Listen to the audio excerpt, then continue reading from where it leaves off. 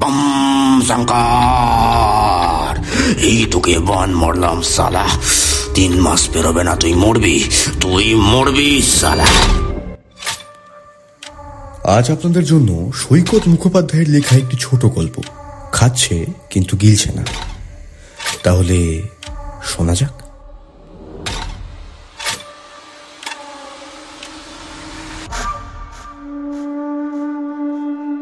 বিনায়ক ভারী চিন্তিত মুখে বলল, আচ্ছা বলছি যে বান মারা সম্বন্ধে আপনার ধারণা আছে কোনো?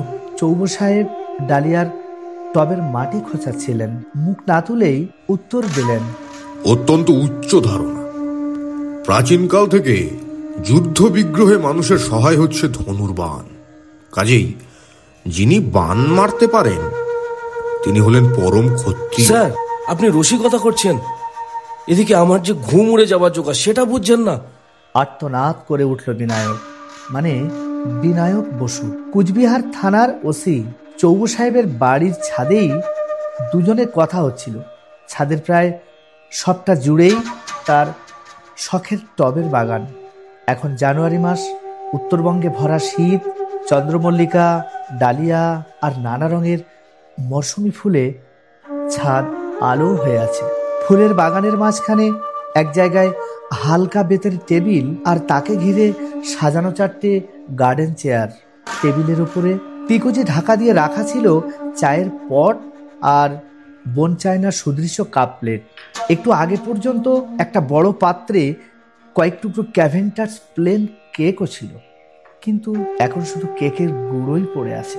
কথা বলতে বলতে বিনায়ক সবটুকু কেকই খেয়ে ফেলেছে। চৌবে সাহেব জানেন তার এই প্রিয় শিষ্যটির টেনশনে খিদে বেড়ে যায়। কেক না থাকার জন্য কোনো ক্ষতি হয়নি অবশ্য, কারণ 70 বছর বয়সেও পুলিশের প্রাক্তন বড় কর্তা উমাশঙ্কর চৌবে যে এমন সুন্দর ছিপছিপে এবং রিজু চেহারাটি ধরে রেখেছেন, তার পেছনে ব্যায়ামের মতো তার পরিমিত আহারের অভ্যেসও দায়ী। ছাদের কোনায় বেসিনে হাত ধুয়ে এসে চৌবে সাহেব বিনায়কের মুখোমুখি একটা চেয়ারে বসলেন। নিজের জন্য পট থেকে 1 কাপ সুগন্ধি মকাই বাড়ির চা ঢেলে নিয়ে বললেন, আচ্ছা তাহলে সিরিয়াসলি বলি, এসব বান মারা, বাটি চালানো, ঝাড়ফুঁক, তন্ত্রমন্ত্র, ওঝাগিরি এসব সম্বন্ধে আমার ছোটবেলা থেকেই প্রবল অবিশ্বাস এবং একটা ঘৃণা কাজ করে। তার কারণ যারা এসব করে তারা শুধু যে কারোর উপকার করতে পারে না তাই নয়, বরং ক্ষতি করে। এই ওঝাগিরির কথাই ধরো না, এরা আছে বলেই এখনো প্রত্যন্ত গ্রাম দেশে সাপে কাটা লোককে হাসপাতালে নিয়ে যায় না, কিংবা নিয়ে যেতে দেরি করে।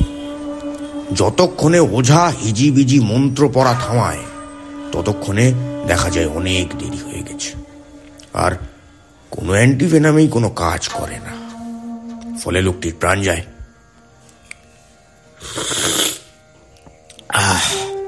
কিন্তু ব্যাপারটা কি বলো দেখি? তোমাকেও তো যুক্তিবাদী বিজ্ঞান মনস্ক মানুষ বলেই জানতুম, হে হঠাৎ বান মারা নিয়ে চিন্তিত হয়ে পড়লে কেন? যুক্তি বুদ্ধি সব টলে যাচ্ছে স্যার। এটা কিন্তু পুলিশ কেস নয়, আমার পার্সোনাল ব্যাপারই ধরতে পারেন। ওই আমার স্কুলের বন্ধু, প্রাণের বন্ধু বলতে পারেন, চাঁদু মানে চন্দ্রনাথ বর্মনকে বান মেরেছে ওই তান্ত্রিক চণ্ডী হালদার। তারপর থেকে চাঁদু দিনকে দিন শুকিয়ে যাচ্ছে একেবারে। 15 দিন হয়ে গেল বমি পটি জ্বর নিয়ে বিছানায় পড়ে আছে, একদম কোনো ট্রিটমেন্টেই রেসপন্ড করছে না। আমি নিজে ব্যাপারটাকে যুক্তি দিয়ে বারবার ব্যাখ্যা করতে গিয়ে ফেল মেরে যাচ্ছি। এখন আপনি ভরসা স্যার, ঘটনাটা একটু যদি মন দিয়ে শোনেন। বলো, শুনছি। চন্দ্রনাথ আমারই বয়সী, যেহেতু আমারই ক্লাসমেট ছিল, মানে এই 40-40 হবে। অরিজিনাল বাড়ি এখানেই, কুচবিহারে। বর্মনরা কয়েক পুরুষের বড় লোক, নানান রকমের ব্যবসা আছে ওদের। কাঠের ব্যবসা, রাইস মিল, সিমেন্ট, কতগুলো তো নাম আমি নিজেও জানি না। তবে চাঁদু নিজে গত 3 বছর ধরে জান প্রাণ দিয়ে যে ব্যবসাটাকে দাঁড় করাবার চেষ্টা করছে, করে ফেলেওছে বলা যায়, সেটা হচ্ছে জলদাপাড়া জঙ্গলের গায়ে একটা রিসর্ট, রাইনো লজ। আমি গিয়েছি ওখানে, অপূর্ব জায়গা বুঝলেন। হাইওয়ে থেকে সামান্য ভেতরে ঢুকেই 5 একর জায়গার উপরে রিসর্ট, তার ঠিক গায়েই জলদাপাড়া রিজার্ভ ফরেস্ট। কোথায় যে রিজার্ভ ফরেস্টের সীমানা শেষ হচ্ছে, কোথায় রিসর্টের এরিয়া শুরু হচ্ছে, আপনি বুঝতেই পারবেন না। ওদিকেও যেমন গহন শালবন, এদিকেও একই রকম গহন শালবন, আর সেই শালবনের ফাঁকে ফাঁকেই একটা করে ছবির মতো সুন্দর কটেজ। ওরকম যে কোনো একটা কটেজের সামনের বারান্দায় বসেই আপনি দেখতে পাবেন ময়ূর, হরিণ, ঝাঁকে ঝাঁকে টিয়া আর পাহাড়ি ময়না এসে আপনাকে যখন গান শুনিয়ে যাবে না। কপাল যদি ভালো থাকে এখানে বসেই আপনি দেখতে পাবেন জঙ্গল ভেঙে দিয়ে চলছে হাতির পাল।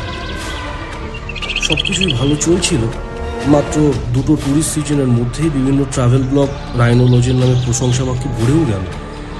বহু ইউটিউবার নিজে থেকেই চাঁদুর লজের ভিডিও আপলোডও করেছিল। মাস 2 আগে যখন ওর সঙ্গে কথা হলো তখন চাঁদু খুব খুশি গলায় আমাকে বলেছিল, বুকিং দিয়ে কুলিয়ে উঠতে পারছি না রে বিনু, ভাবছি আরও অন্তত 2টো কটেজ বাড়িয়ে নেব। এইসব কাজের জন্যই ও পার্মানেন্টলি কুচবিহারের বাড়ি ছেড়ে মাদারিহাটে ওর নিজের রিসর্টে গিয়ে উঠেছিল। অসুবিধা কিছুই ছিল না, কারণ ও, আপনাকে তো বলতে ভুলে গেছি, চাঁদু কিন্তু ব্যাচেলার। বাড়িতে 2 দাদা, বৌদি, ভাইপো, ভাইজি সবাই আছে, কিন্তু কারোর সঙ্গে এতটা ঘনিষ্ঠতা নেই যে ও যদি বাড়িতে না যায় খুব মিস করবে। কাজেই ও দিব্যি ওখানে নিজের কোয়ার্টারেই রয়েছে, মানে দিব্যি ছিল, এখন আর নেই। এখন খুবই কষ্টে আছে, বাঁচে কি না ঠিক নেই স্যার। আমি খবর পেয়ে গতকালই দেখতে গিয়েছিলাম, গিয়ে দেখলাম বিছানার সঙ্গে একদম মিশে গেছে যেন। তার চিকিৎসা হয়নি? মাদারিহাট তো খুব বড় শহর, আমি ওখানকার অন্তত 2জন এমন ফিজিশিয়ানকে চিনি যাদের চিকিৎসার ব্যাপারে খুব সুনাম। হয়েছে স্যার, ওই ডক্টর সুবীর ব্যানার্জি আছেন না, উনি তো নিয়মিতই ওকে দেখে যাচ্ছেন, ওষুধও দিচ্ছেন, কিন্তু অসুখটা যেন ঠিক কমছে না। অসুখ বলতে ওই যা বলছিলাম না আপনাকে, মাঝে মধ্যে পেটে অসম্ভব ব্যথা, মাঝে মধ্যে বমি, আর ওই পটি। 2 মাসের মধ্যে তো মাথা সিকি ভাগ চুল ঝরেই গেছে বলতে গেলে, চোখ দুটো যেন ঠিক কোটরের মধ্যে ঢুকে গেছে। গতকাল ওকে যখন দেখতে গেলাম স্যার, আমার হাতটা নিজের হাতের মুঠোর মধ্যে নিয়ে বলল, আমার এটা কোনো সাধারণ অসুখ নয় রে, বুঝতে পারছি আর হয়তো সেরে উঠবো না। আমাকে যে ওই পাগলাচণ্ডী বান মেরেছে। পাগলাচণ্ডী কে? এটা আমি যখন জিজ্ঞাসা করলাম তখন জানলাম যে পৈতৃক জমির ওপরে ও রিসর্টটা বানিয়েছে, ওর সেই জমির মধ্যেই জবরদখল করে আশ্রয় বানিয়ে বসে গিয়েছিলেন এই চণ্ডী হালদার নামের এই ধর্ম ব্যবসায়ী। বাবাজিও বলতে পারেন আপনি। তিনি নাকি এই সমস্ত মারণ, উচাটন, সম্মোহন, বানমারায় একেবারে সিদ্ধহস্ত। বছর 5 চাঁদুর ওই জমির মধ্যেই আশ্রয় বানিয়ে তান্ত্রিকগিরি চালিয়েছিলেন, এবং তার মধ্যেই মাদারিহাট আর তার আশেপাশের যে অঞ্চলগুলো, সেখানে নাকি প্রচুর ভক্ত বানিয়ে ফেলেছিলেন। বাবাজির মেজাজটা ছিল একেবারে তান্ত্রিক সুলভ উগ্র। ও যখন তখন খেপে গিয়ে একে ওকে হোমের কুণ্ড থেকে জ্বলন্ত চালাকাঠ তুলে মারতেন। অভিশাপও নাকি দিতেন শোনা যায়। কিন্তু যত এসব করতেন ততই আবার বাবাজির জনপ্রিয়তা বাড়ত, কারণ এইসবই তো একজন সিদ্ধ পুরুষের লক্ষণ, তাই না? তবে ওই মেজাজের জন্যেই আবার লোকজন আড়ালে থেকে পাগলাচণ্ডী বলেও ডাকত। চাঁদু এই বাবাজিকে প্রথম ওর জমি থেকে ভদ্রভাবে উঠে যেতে বলেছিল, তাতে উনি চাঁদুকে অকথ্য গালাগাল দেন। পরের দিন চাঁদু লোকাল থানার পুলিশকে সঙ্গে নিয়ে বাবাজিকে তুলে দিয়েছিল। তবে খারাপ ব্যবহার করেনি, কিন্তু বরং একটা ভ্যান ডেকে নিজের পয়সায় বাবাজির ঘরের কাঠের তক্তা, টিনের চাল, কালী মূর্তি এবং নরকরটি সব গুছিয়ে তুলে দিয়ে বলেছিল বাবাজি যেখানে যেতে চান সেখানেই যেন তাকে সম্মানের সাথে পৌঁছে দেওয়া হয়। চণ্ডীদাস হালদার পুরো সময়টা জুড়েই চাঁদু এবং থানার অফিসারকে যা নয় তাই বলে অভিশাপ দিচ্ছিলেন ঠিকই, তবে ওরা কেউ তাতে খুব একটা গা করেনি। কিন্তু গাড়ি ছাড়ার মুখে মাটি থেকে এক মুঠো ধুলো তুলে নিয়ে বিড়বিড় করে কি সমস্ত মন্ত্র পড়ে চাঁদুর গায়ে যখন ছুঁড়ে মারলেন এবং বলেন,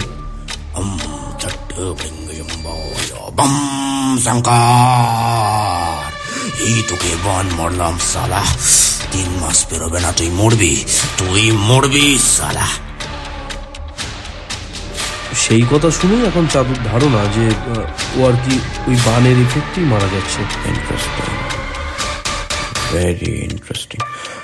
তা তোমার বন্ধু চন্দ্রনাথ বাবুর মৃত্যুতে লাভবান হবেন এমন কেউ আছেন নাকি? হ্যাঁ, তা তো আছেই। চাঁদুর যেহেতু নিজের কোনো বউ ছেলে মেয়ে নেই, তাই ওর ভালো মন্দ কিছু ঘটে গেলে ওর ভাগের সম্পত্তিটা পুরোটাই ওর ওই অন্য দুই ভাই পেয়ে যাবেন। কিন্তু সে কথা কেন আসছে স্যার? ওর পরিবারের কেউ তো ত্রিসীমানাতেও নেই। আছে শুধু ওর বহুদিনের সঙ্গী, ওই পরিচালক বলুন, পাচক বলুন আর প্রহরী বলুন, ওই আমাদের গগন সুব্বা। 20 বছর আগে দার্জিলিংয়ের রাস্তা থেকে অনাথ গগনকে কুড়িয়ে নিয়ে এসেছিল আমাদের চাঁদু। সেই এখন অষ্টপ্রহর তাকে আগলে রেখেছে, ওকে নিজের হাতে রেঁধে খাওয়াচ্ছে, নিজের হাতে ওষুধ খাওয়াচ্ছে, সবই তো করছে। তা আমাকে কি করতে বলো? একবার রায়নোলজে যাবেন স্যার, মাদারিহাটে। আগামীকাল তো রবিবার, কাল সকালেই চলুন না।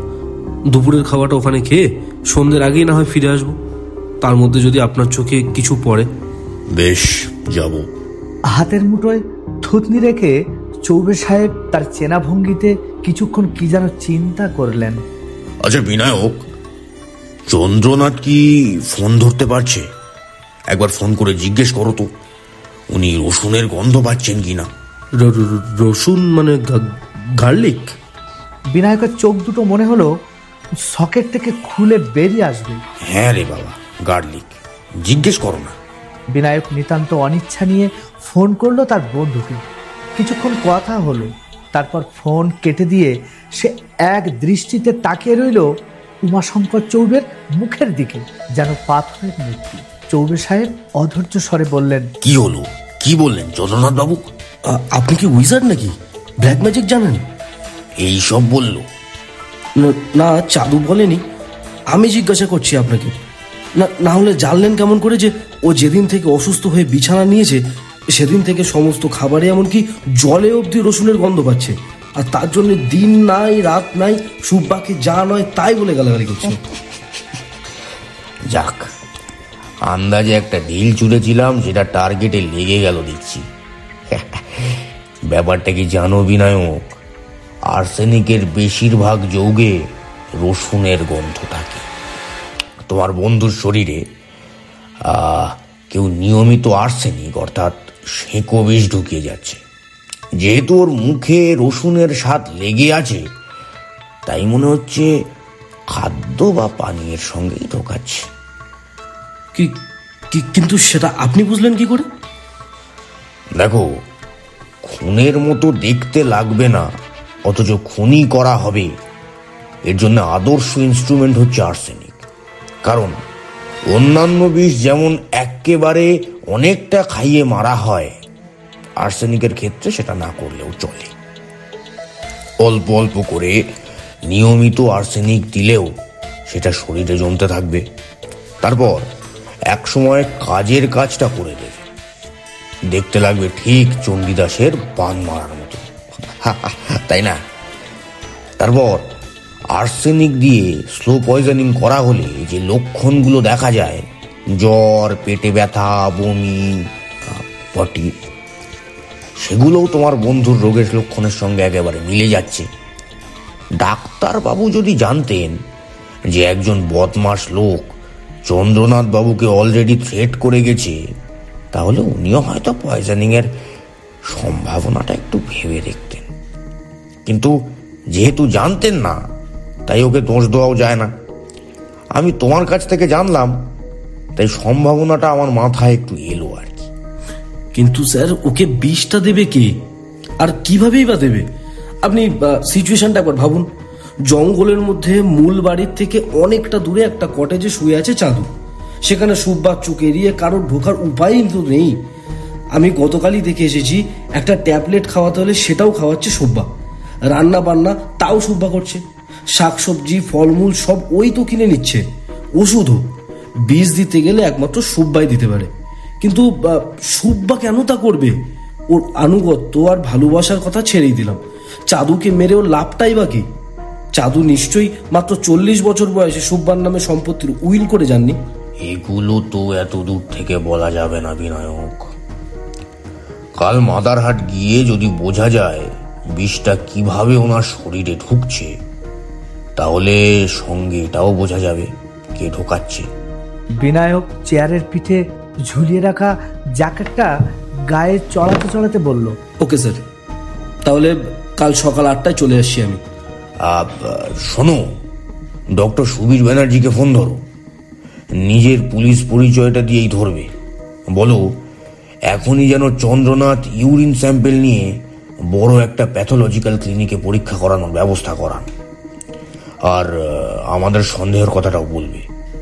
প্যাথোলজিক্যাল ক্লিনিক যেন এই কেসটাকে অত্যন্ত গুরুত্ব নিয়ে দেখে, সেটা তুমি একটু এনশিওর করো।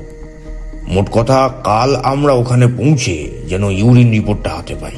কেমন? ইউরিন? হ্যাঁ, আর্সেনিকের ট্রেস ব্লাডে পাওয়া যায় না, পাওয়া যায় চুলে, দাঁতে, হাড়ে আর প্রস্রাবে।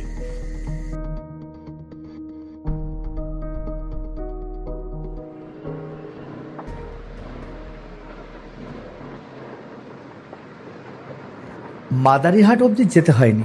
বিনায়ক আর চৌবে সাহেব যখন মাঝ রাস্তায়, তখনই ওখানকার প্যাথোলজিক্যাল ক্লিনিক থেকে বিনায়কের মেল আইডিতে চন্দ্রনাথের ইউরিন কালচার রিপোর্ট পৌঁছে গিয়েছিল, যাতে দেখা যাচ্ছিল আর্সেনিকের পরিমাণ খুব বেশি, যাকে ইংরাজিতে বলা হয় ফ্যাটাল ডোজ, অর্থাৎ প্রাণঘাতী মাত্রা। রাইনোলজের গেটের কাছে ওদের জন্য অপেক্ষা করছিলেন ডক্টর সুবীর ব্যানার্জি। আসবার পথেই তাকে ফোন করেছিল বিনায়ক। ডক্টর ব্যানার্জির বয়স বেশি নয়, 30-এর কাছাকাছি হবে। স্পষ্টতই তিনি খুব অপ্রস্তুত বোধ করছিলেন, বারবার জিভ দিয়ে ঠোঁট ভিজিয়ে নিচ্ছিলেন, হাতে হাত ঘষছিলেন। বোঝাই যায় আর্সেনিক পয়জনিংয়ের ব্যাপারটা যে তার মাথায় আসেনি, এর জন্য নিজেকে অপরাধী মনে করছেন। চৌবে সাহেবই তাকে বোঝালেন তার এরকম মনে করার কোনো কারণ নেই। ডাক্তারবাবুকে নিয়েই বিনায়কের গাড়ি রিসর্টের কম্পাউন্ডে প্রবেশ করলো এবং অন্যান্য সমস্ত কটেজকে পাশ কাটিয়ে সোজা চলে গেল মালিকের লিভিং কোয়ার্টারের সামনে। শুকনো শালপাতার উপরে গাড়ির চাকার আওয়াজ পেয়ে ঘর থেকে বেরিয়ে এলো সদা সতর্ক সেই নেপালি যুবক গগন সুব্বা। ওদের তিনজনকে মহা সমাদরে সেই ঘরটায় নিয়ে গেল যেখানে চন্দ্রনাথবাবু শুয়েছিলেন। শুধু শারীরিকভাবে নয়, চন্দ্রনাথবাবুকে দেখা গেল মানসিক দিক দিয়েও বিধ্বস্ত। তিনি বিশ্বাস করেই বসেছিলেন তার এই অসুখ একটা অভিশাপ ছাড়া কিছু নয় এবং সেজন্যেই এর কোনো চিকিৎসা নেই। তবে চৌবে সাহেব এবং ডক্টর ব্যানার্জি মিলে তাকে ধীরে ধীরে আসল কারণটা বুঝিয়ে বলার সঙ্গে সঙ্গে মনে হলো তার অসুস্থতা অর্ধেক কমে গেল। তিনি কনুইয়ে ভর দিয়ে উঠে বসলেন। কিন্তু কিভাবে আমাকে আর্সেনিক খাওয়াচ্ছে? প্লিজ একথা বলবেন না যে সুব্বা এই কাজ করছে। না চন্দ্রনাথ বাবু, আমরা সে কথা বলছি না। সত্যি কথা বলতে কি, খাবার আর জলের কথাটা আমরা হিসাব থেকে বাদই দিয়েছি। যেহেতু সুব্বা নিজে হাতে বাজার করে, রান্না করে, আপনাকে খাওয়ায়, জলও আপনারা এই রিসোর্টের যে কমন সোর্স থেকে খান সেখান থেকেই খান। আপনি জল খেয়ে অসুস্থ হলে আপনার স্টাফ আর বোর্ডাররাও সুস্থ থাকতেন না। আমাদের সন্দেহের তীর একজনের দিকেই, সে হচ্ছে ওই বুজরুক তান্ত্রিক, কি যেন নাম, চণ্ডী নাকি একটা। কিন্তু খোঁজ নিয়ে দেখেছি উনি এখান থেকে আপনি তাকে তাড়িয়ে দেওয়ার পর সে পুরুলিয়ায় একটা শহরে গিয়ে ব্যবসা ফেলেছে, এদিকে আর পা দেয়নি। তাতে অবশ্য কিছু আটকায় না, মাদারিহাট জঙ্গলে চণ্ডীর অনেক ভক্ত ছিল, তাদেরই কেউ নিশ্চয়ই বিষ দেওয়ার কাজটা করছে। এখন প্রশ্ন হচ্ছে কিভাবে। চন্দ্রনাথ বাবুর এই কোয়ার্টারে মাত্র 3টি ঘর, একটা বসার ঘর, তার দুদিকে দুটো শোয়ার ঘর।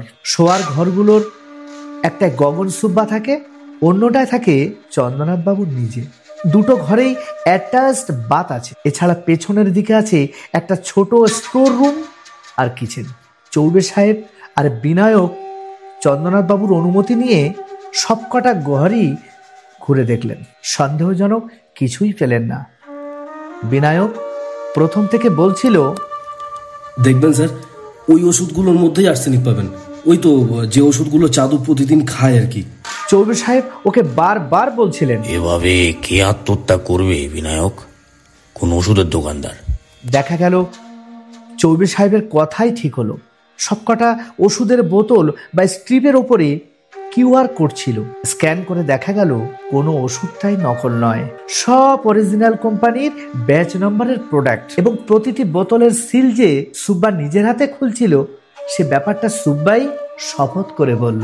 এই প্রথম কোনো রহস্যের সামনে চৌবে সাহেবকেও অসহায় লাগছিল।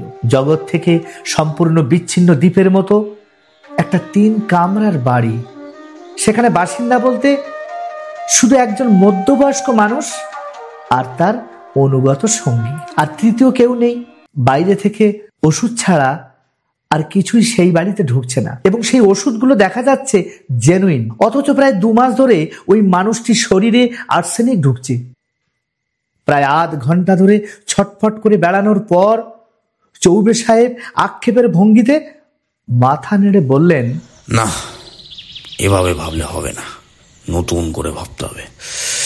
আর সেটা এখানে বসে হবে না, বাগান করতে করতে ভাববেন। ঠিক ধরেছ, চলো বেরোই। চলি চন্দ্রনাথ বাবু, এবার ডক্টর ব্যানার্জি আপনার যে চিকিৎসা করবেন তাতে আপনি কিছুদিনের মধ্যেই সেরে উঠবেন। শরীর থেকে সমস্ত আর্সেনিক বেরিয়ে যাবে। ডক্টর সুবীর ব্যানার্জিও যাবেন বলে উঠে দাঁড়িয়েছিলেন। আপনার তো বেশ জ্বর, হাতটা তো খুব গরম। জ্বর? আমি তো সুব্বাকে দিনে 3 বার টেম্পারেচার নিয়ে চার্ট রাখতে বলেছিলাম।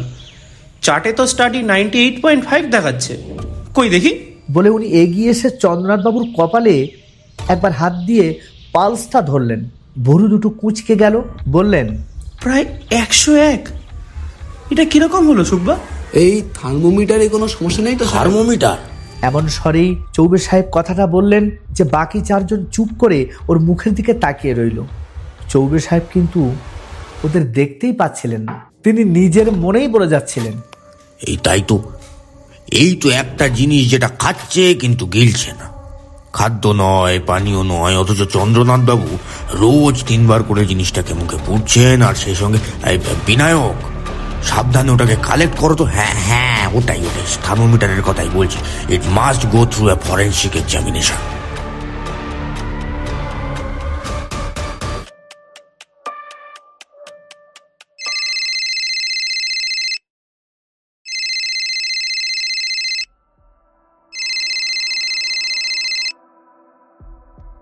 দুদিন বাদে বিনায়ক থানা থেকে চৌবে সাহেবকে ফোন করলো। হ্যালো স্যার, এই ফরেন্সিক রিপোর্টটা পেয়েছি। আপনার অনুমানই সঠিক। থার্মোমিটারটায় অনেক রকমের কারিকুরি করে রেখেছিল ওরা।